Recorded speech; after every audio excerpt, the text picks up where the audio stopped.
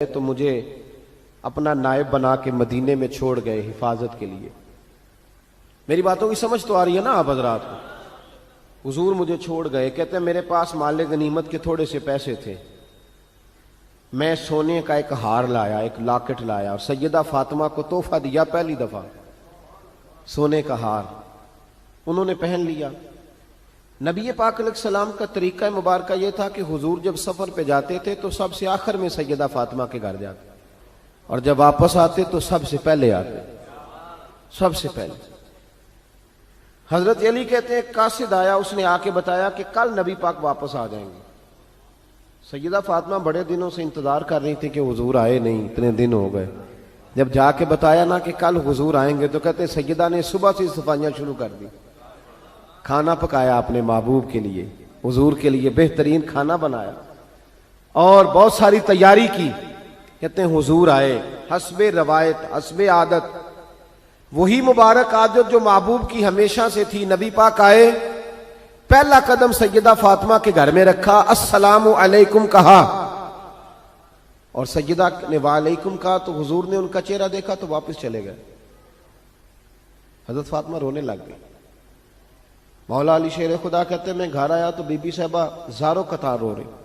فاطمہ کیا ہوا؟ کالی پتہ نہیں، حضور سلام لیا واپس چلے گئے، ایسا کبھی ہوا ہی نہیں، پتہ تو کریں۔ شیر خدا کہتے ہیں میں مسجد میں گیا تو نبی پاک بھی ایک کونے میں بیٹھ کے رو رہے تھے۔ میں نے کہا یا رسول اللہ آپ یہاں رو رہے ہیں، فاطمہ وہاں رو رہی ہے، بات کیا ہے؟ تو نبی کریم علیہ السلام نے فرمایا وہ میری بیٹی ہو کے سونا پہنتی ہے، اگر فاطمہ بھی سونے سے پیار کرے گی تو امت کی غریب بیٹیاں کدھر جائیں گی؟ وہ بھی سونا پہننے لگ گئی ہے، وہ بھی اگر یہ کام کرے گی تو غریبوں کی بچیاں کس کے طریقے پہ چلیں گی؟ وہ بھی سونا پہنتی ہے۔ حضرت علی کہتے ہیں میں نے کہا یا رسول اللہ انہوں نے نہیں پہنا، وہ تو میں نے لا کے دیا ہے، انہوں نے خواہش نہیں کی۔ تو محبوب نے فرمایا اسے جا کے بتاؤ۔ حضرت فاطمہ الزہرا رضی اللہ تعالی عنہا کو جا کر کے بتایا گیا کہ محبوب پاک تو اس بات سے آپ سے ناراض ہے۔ حضرت فاطمہ نے اسی وقت سونا اتارا، کہا علی جو مدینے میں سب سے غریب گھر ہے اسے دے آ جا کے۔ بھائی نبی پاک نے انہیں سادگی میں رہنا، پاکیزگی میں رہنا سکھایا، انہیں حسن سکھایا، انہیں عبادت سکھائی۔ نبی پاک علیہ السلام، یہ تو ساری دنیا بیان کرتی ہے کہ امام حسین نبی پاک کے کندھے پہ بیٹھ جاتے تھے سجدے کے عالم میں تو 72 تسبیحیں حضور پڑھتے تھے۔ پتہ ہے حضور سکھاتے کیا تھے؟ نبی پاک امام حسین کو سجدہ کرنا سکھا رہے تھے، حضور سجدہ کرنا سکھا رہے تھے، سجدہ کرنا۔ پورے کربلا میں، پورے کربلا کے واقعے میں کسی جگہ بھی امام حسن اور امام حسین نے کسی ایک مقام پہ بھی یزیدیوں سے کوئی مطالبہ نہیں کیا، کوئی بات نہیں منوائی، کہا جو تمہاری مرضی۔ ایک بات صرف کی، ایک گزارش، توجہ ہے میری بات پر، ایک بات صرف کی، ایک مطالبہ رکھا۔ جب 9 محرم کو عمر بن سعد نے، شمر نے، ان سب نے کہا نا کہ حسین یا اب بات ختم ہو گئی، یا بیعت کرو یا جنگ کرو، تو امام حسین نے فرمایا مجھے ایک رات کی مہلت دو۔ علی کے بیٹے مہلت مانگ سکتے ہیں؟ بولے نا یار، مہلت مانگتے تھے وہ، کیا ضرورت تھی؟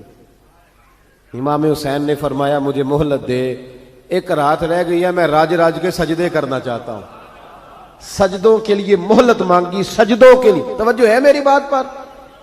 محفلیں لمبی، نمازیں چھوٹی، 24 گھنٹے آپ کسی کو بٹھا لیں باہر، وہ بیٹھا رہے گا، گپے لگائیں، نماز کا ٹائم ہوگا تو پتہ نہیں کیا ہو جاتا ہے، لوگوں دوڑ گئے، او ہو نماز پڑھنی پڑ جائے گی، ایسے لگتا ہے جیسے کوئی بہت مشکل مرحلہ آن پڑا۔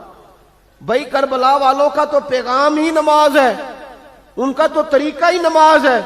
امام حسین نے کہا ایک رات کی مہلت، فقط اس لیے کہ میں کھل کے نمازیں پڑھ لوں۔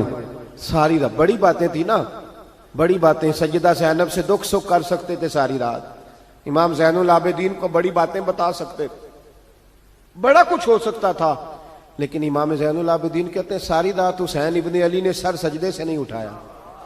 چل تو اس طرح کر، امام حسین تو ساری زندگی ساری رات پڑھتے رہے نا، تو چل ایک رات کی عبادت کر ان کے نام پر، ایک رات ساری جاگ نہیں نا، تسی ہاں کی تھی، ایک رات کہی ہے میں نے، بڑا مشکل ہے ہمارے لیے۔ آپ یقین کریں مسلح، اور پھر کسی نے ہمیں کان میں بتا دیا ہے کہ تسی نسبت آ لے ہو، تسی بخشے ہو، کوئی پکی گل دس گیا ساری، اس میں کوئی شک نہیں کہ نسبت سے بخشے جائیں گے، لیکن امام حسین ڈائریکٹ نواسے ہیں نبی پاک کے، اگر وہ نسبت کے باوجود بھی ساری ساری رات نماز پڑھتے ہیں، تو کس قسم کا نسبت والا ہے کہ 10 محرم کو بھی تیری ساری قضا ہو جاتی ہے، ساری قضا چھٹی، ہم نسبت والے ہیں۔ بس نسبت کا یہ معیار ہوتا ہے، نسبت کا معیار یہ ہوتا ہے کہ جو محبوب نے کیا وہ ہم نے کر کے چھوڑنا ہے، وہ کام کرنا ہے۔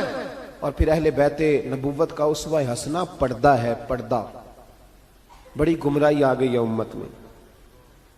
اب جو بچی MA MBA کر لیتی ہے وہ سب سے پہلے یہ مطالبہ کرتی ہے کہ ہمارے حقوق برابر کے۔ اسلام نے عورت کو برابر کے حقوق نہیں دیے، عزت والے حقوق دیے۔ کون سے حقوق دیے؟ بولیے۔ میں ایک یونیورسٹی میں تھا تو ایک بچی نے پیغام دیا، کہنے لگی جی، بچیاں بھی تھی پردے میں بیٹھی ہوئی، لیکچر یونیورسٹی میں ہو رہا تھا، تو اس نے کہا جی عورت کا تو گھر ہی کوئی نہیں ہوتا، عورت کا تو گھر ہی کوئی نہیں، تو ہم کدھر جائیں؟ میں نے کہا چلیں ادیبانہ انداز میں یہ بات درست ہے، لیکن حکیمانہ انداز میں درست نہیں۔ عورت کی تو اللہ تعالیٰ نے ذمہ داری بڑی شاندار رکھی ہے۔ جب تک باپ جوان ہوتا ہے نا، توجہ ہے میری بات پر، جب تک باپ جوان ہوتا ہے تو بیٹی اس کے گھر رہتی ہے، اور جب بچی جوان ہوتی ہے، ابا تھوڑا بوڑھے ہونے لگتا ہے نا، تو اللہ تعالیٰ خامند کی ڈیوٹی لگا دیتا ہے عورت پر، اور جب خامند تھوڑا بوڑھا ہونے لگ جاتا ہے تو بچے جوان ہو جاتے ہیں۔ تو میں نے کہا بی بی تو سمجھی نہیں، تو کہتی ہے میرا گھر کوئی نہیں، رب کریم نے تو تیرا محافظ ہمیشہ جوان آدمی کو رکھا ہے، جوان کو، کبھی باپ کو، کبھی بھائی کو، کبھی بیٹے کو، کبھی شوہر کو۔ تو یہ کیسے؟ اسلام نے تو تیرے لیے جوان خون تیرا محافظ رکھا، اگر تو سمجھے۔ حضرت فاطمہ نے ساری زندگی پردے میں گزاری، ان کا ننگا سر کبھی سورج نے بھی نہیں دیکھا۔ یہاں اللہ خیر کرے دینداروں کی بچیاں پردہ نہیں کرتی، حاجیوں نمازیوں کی بچیاں پردہ نہیں کرتی۔ کپڑے استری نہ ہو تو گھر میں جھگڑا شروع ہوتا ہے، اور بی بی پردہ نہ کرے تو پرواہ کوئی نہیں۔ حضرت عبداللہ بن سہل ایک تابعی بزرگ ہے، نام یاد رکھنا۔ عبداللہ بن سہل کہتے ہیں سیدہ زینب جب کربلا سے واپس آئیں تو وہ میری پڑوسن تھیں، 15 سال کہتے ہیں میں ان کا پڑوسی رہا ہوں، 15 سال، 15، امام شورانی نے اس کو لکھا ہے، 15 سال میں حضرت زینب کا پڑوسی رہا۔ کبھی ہوتا ہے نا کہ بی بی برقع پہن کے باہر نکل آتی ہے، بازار جانا ہے، دوائی لینی ہے، کوئی کام ہے، کہتے ہیں 15 سال میں پڑوسی رہا، پر میں نے پردوں میں چھپی ہوئی زینب بھی کبھی نہیں دیکھی۔ ہوتا نا برقعے میں بندہ بی بی دیکھ لیتا ہے، میں نے پردے میں چھپی ہوئی بھی بی بی کبھی نہیں دیکھی۔ تو کربلا والوں کا تو طریقہ پردہ ہے، ان کا طریقہ، اب آخری بات سنیں، کربلا والوں کا طریقہ حوصلہ ہے، ہمت ہے۔ ہمارے ہاں نا خودکشیاں عام، جھگڑا عام، لڑائی عام، اس کی وجہ یہ کہ حوصلہ کوئی نہیں، ذرا سی بات کو بندہ برداشت کرنے کو تیار۔ اہل بیت کا جو طریقہ ہے نا وہ حوصلہ ہے، وہ صبر ہے، وہ چلے محبت کی بات ہے کر دیتا ہوں۔ ایک بابا جی سے میں نے پوچھا، میں نے کہا جناب صحت کیسی ہے؟ کہنے دکھا نہیں وڈیریاں کر چھڑیا۔ میں کہا کنی عمر تہاڈی؟ کہندا میں عمر تے ایویں 76 کو سال ہے۔ تے میں کہا دکھاں تو بغیر بھی ہن تساں وڈیریا ہی ہونا سی، بس کر دے، دکھوں کو بدنام کیا ہوا بلا وجہ، اب بس کریں۔ وڈیرے ہونا تھا کہ نہیں ہونا تھا؟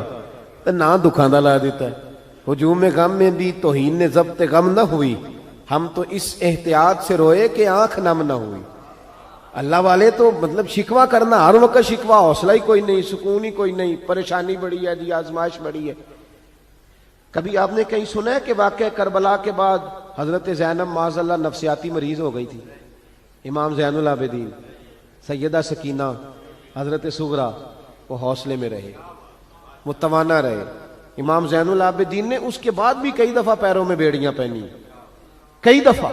سادات کا خاندان چلا، یہ جو داتا علی اجویری نے آ کے آپ کو کلمہ پڑھایا یہ بھی سید زادے ہیں، سیدوں کا قافلہ رکا نہیں، یہ خواجہ اجمیری بھی سید زادے، غوث پاک جیلانی بھی سید زادے، یہ سادات کا سلسلہ چلتا رہا۔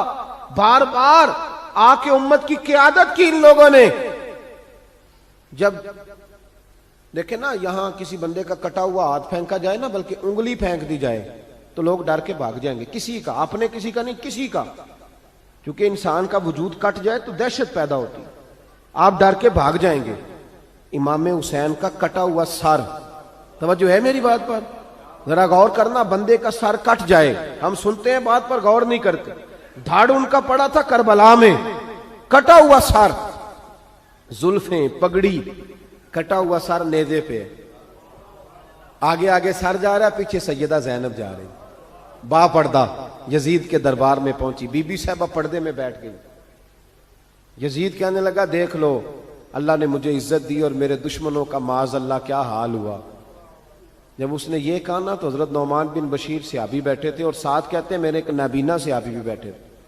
हजरत नौमान बिन बशीर कहते हैं कि जब उसने ये कहा ना कि अल्लाह ने मुझे इज्जत दी और नकले कुफ्र कुफ्र न बाशद, मेरे दुश्मनों का ये हाल हुआ, तो कहते हैं सैयदा ज़ैनब वहां से उठ के खड़ी हो गई, बा पर्दा सैयदा ज़ैनब खड़ी हुई, और फरमाते हैं इस तरह नहीं खड़ी हुई कि बीबियां रोती हैं तो कहती हैं हाय ये हो, इस तरह नहीं, हौसला, हिम्मत, और जिस तरह कोई सियाना खतीब खुतबा पढ़ता है इस तरह सैयदा ने खुतबा पढ़ा। पहले अल्लाह की हम्द की, फिर नबी पाक पे दुरूद पढ़ा, और फिर कुरान पाक की आयत पढ़ी, व तुइज़्ज़ु मन तशाओ व तुज़िल्लु मन तशाओ, ये आयत पढ़ी। कहते सैयदा की आवाज में वो रोब था, वो गर्ज थी, वो वकार था, वो इत्मीनान था कि वो नाबीना से अभी मेरा घुटना हिला के कहने लगे नौमान अली आ गए हैं दरबार में, अली आ गए हैं। जिब्रील अमी बोल रहे हों जैसे, हिकमत के गोहर रोल रहे हों जैसे, दरबार दमिश्क में बीबी ज़ैनब का खिताब मिंबर पे अली बोल रहे हों जैसे। कहा ये तो हजरत अली की आवाज, अली आ गए क्या, अली आ गए। सैयदा ज़ैनब फरमाने लगी यजीद तेरी हुकूमत है तो तू कहता है कि अल्लाह ने तुझे इज्जत दी, जरा वक्त बदलने दे, जिक्र तेरा भी होगा पर तुझ पर लोग लानत बरसाएंगे, और जब मेरे हुसैन का जिक्र होगा तो खतीब जुमे के खुतबे में जिक्र किया करेंगे, खुतबों में मेरे नाम। भाई हौसला पैदा करे जिंदगी में, हमारे अंदर हौसला नहीं रहा, हौसला नहीं, तवानाई नहीं, जरा जरा सी बात पे हम बिगड़ते हैं, नाराज होते हैं, अपनी तबीयतों को इकट्ठा करें। पहला सबक ये अर्ज किया है कि अहले बैत से प्यार करें, बैत छोड़ दें, सहाबा से प्यार करें और बहस, नबी पाक का मिलाद मनाएं और बहस करनी छोड़ दें। और दूसरी बात ये कि अहले बैत का तरीका फक्र फाका है, उनका तरीका सखावत है, उनका तरीका पर्दा है, उनका तरीका इबादत है, उनका तरीका हौसला है। हौसला मंद जिंदगी गुजारें, तवानाई वाली जिंदगी गुजारें।